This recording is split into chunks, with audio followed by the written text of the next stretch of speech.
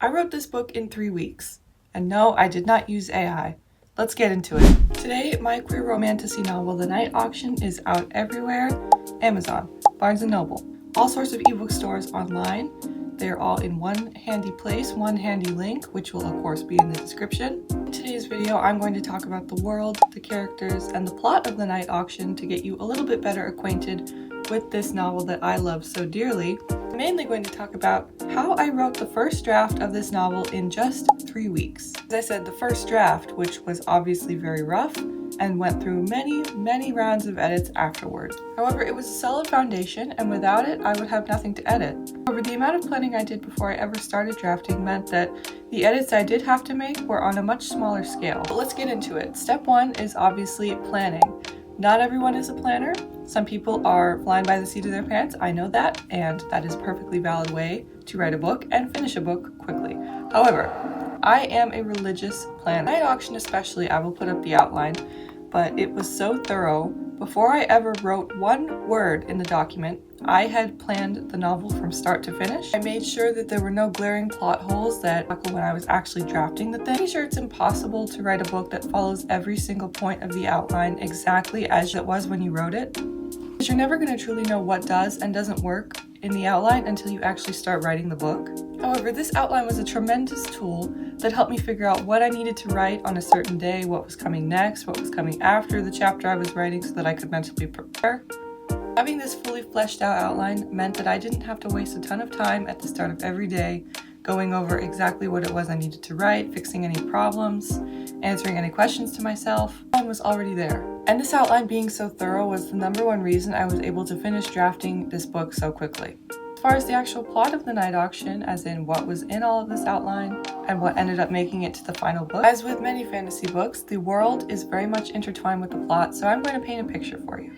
The Night Auction is set in the city of Vidare, which is a city of passion, of lights, of entertainment, of pleasure, and so much more. There are 2 classes, Gem Eyes and Clear Eyes. Clear Eyes being the ruling class, Gem Eyes being the secondary class, secondary citizens. Gem Eyes have powerful magic, from the power of persuasion to some forms of telepathy, to even the ability to manipulate time or freeze time. Because of the unknown limits of Gem Eye magic, they are heavily regulated and not allowed to use their magic in almost any circumstance. Gem Eyes are also the property of Clear Eyes, whether that be in a sort of slave format or the form of a lover.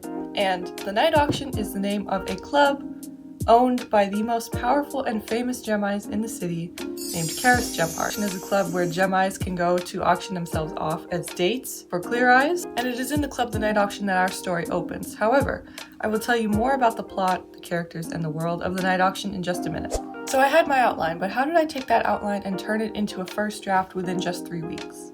Well, I had already been planning to write this book for National Novel Writing Month of 2023. And I'm someone who plans things well in advance, so I made this outline in early October, and I was so excited about the idea that I knew if I waited until November to start drafting, my inspiration and my spark would have fizzled out. I knew I had to take advantage of that moment right now. I started drafting in mid-October, and I finished the book on Halloween, the day before National Novel Writing Month even started. How did I do this? If I had to give you an answer in one word, it would be consistency.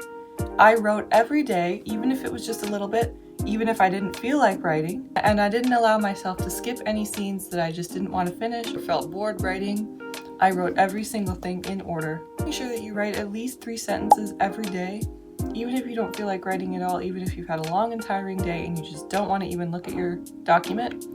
Write 3 sentences, and more often than not, those 3 sentences will turn into a much longer writing session once you get your writing juices flowing. The Night Auction's success is that I did not tell a single soul what I was drafting until the draft was finished. It made me accountable to no one. If it didn't end up working out, there was no one I would have to tell, oh yeah, I couldn't finish that book, I know you were excited about it. I've never done that before, and it took such a huge weight of pressure off my shoulders that I've started doing that for tons and tons of books that I've written in the following months and years. All of these things are not to brag. I have always been a fast writer, and I know that's not typical for everyone, that's not feasible for everyone, and I'm fortunate to work at home where I don't need to waste hours of my day commuting when I could be writing, so I am very fortunate and grateful for that. I know that. However, with the right combination of circumstances, you can absolutely finish a first draft within 3 weeks as well. A novel writing month or just any old other month. Who are the characters of the night auction? Well, I've already introduced you to Karis. Seen here on the cover, isn't she beautiful? But the book is not about Karis, and in fact, she has no POV. The book is in the POV of Eric, a Gemini's down on his luck who needs to pay off a debt, or else dire things are going to happen to his family. There are going to be secrets that get out that he really does not want to get out. And so he goes to the night auction and to Karis, his oldest friend, in order to auction himself off for a date to Clear Eyes. Had bad luck with Clear Eyes in the past. He is not at all looking for love. He is only looking to seduce the Clear Eyes long enough to convince them to part with their money so that he can pay his debts, save his sister, and keep the family secret. But what he does not count on is how handsome, charming, and kind the Clear Eyes that decides to go on a date with him is, who is named Kyrell Deerwood. Kyrell is a lord, a Clear Eyes from a family of utmost privilege. However, Kyrell is a reformer. He has a very progressive mind, respects Gemmi's. He thinks Gemmi's should have way more freedom than they do now. He is so earnest with Eric. He wants to get to know him. He wants to make sure that he's having a good time on their dates, which is just not something that Eric has ever been used to, so he is understandably a little bit suspicious at first. They get to know each other more and more as they go on more dates. Eric begins to wonder if money is all that he would be happy for from Kyrell, or if perhaps there's finally room in his life for something more. The book in 3 weeks is as easy as having a good outline and writing every day.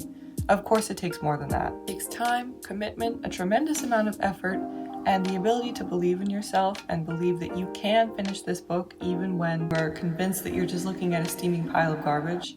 Every writer goes through that phase with their draft where they're convinced that it is worthless, that it's never going to be good, never going to be finished, never going to be polished. I promise you it's normal, and that will go away as long as you just keep writing. Don't give up, please. But a good practical way to start is just, especially if you're doing National Novel Writing Month, making sure that you have a dedicated block of time set aside every day to write, where you know you're not going to be interrupted or distracted, and you are going to commit yourself to writing. You're not going to, cheat and look at your phone all the time, which of course I have been guilty of too. It's natural. Imagine how proud of yourself you're going to be when you're finished with that National Novel Writing Month or that Camp Nano month. Imagine how proud of yourself you're going to be when you have that draft finished at the end of the month and you get to brag to all of your friends about it. I mean, here's the proof. I'm so proud of this book, so proud of the work I put into it, the commitment I made to myself to finish it, to publish it, and finally to share it with the world. Which is one of the Camp Nano months. So Camp Nano, for those that don't know, is a month where writers set their own goal. For instance, how many words they want to write, or how many pages, or how much of their book they want to write that month, instead of the traditional 50,000 of the November National Novel Writing Month. There are Camp Nanos in April and July. So if any of you are doing Camp Nano July, please comment below and tell me what you're working on, what your goal is, what your strategy is. I would love to know. I hope that many of you are able to finish your own books so that someday you can hold them in your hands, look back, and just say, wow, I did that. Thank you to everyone who has read the night auction so far, whether it's been for an arc, a review, a friend, or the 3 days that it's been out this week since it came out. I am so grateful to everyone who's left a review. Reviews are the backbone of release day. Thank you if you showed up to the live with RK Ashwick on Tuesday. It was such a fun time. Please let me know if you have any questions about how I am able to consistently finish books at a quick pace that I haven't covered in this video. If you have any questions about the things I talked about in this video, feel free to comment, send me a message on Instagram, TikTok, whatever you want. I'm more than happy to answer. I'm here to uplift other writers, encourage them, make them feel like they can finish your books, because you can, even if you don't believe it yourself. Thanks so much for watching this video. Before I go, I'm going to give you one last special treat. The book means so much to me. This is the story of change, knowing when you need to change, acknowledging that change is scary and hard, yet so very necessary. Changing your imperfect and ingrained mental views is one of the scariest changes, yet Eric and Kyrell both pushed through into that darkness for the sake of being with each other. I think we can all take a lesson from them. This is the story of a messy and imperfect world, and the challenges of finding love within it. A story of internal conflict and guilt over wanting to give in to roles set out for you, while wanting to rebel against them at the same time. A story for queer people who feel as if they were born with suppressants in their bloodstream, meant to hide their true selves.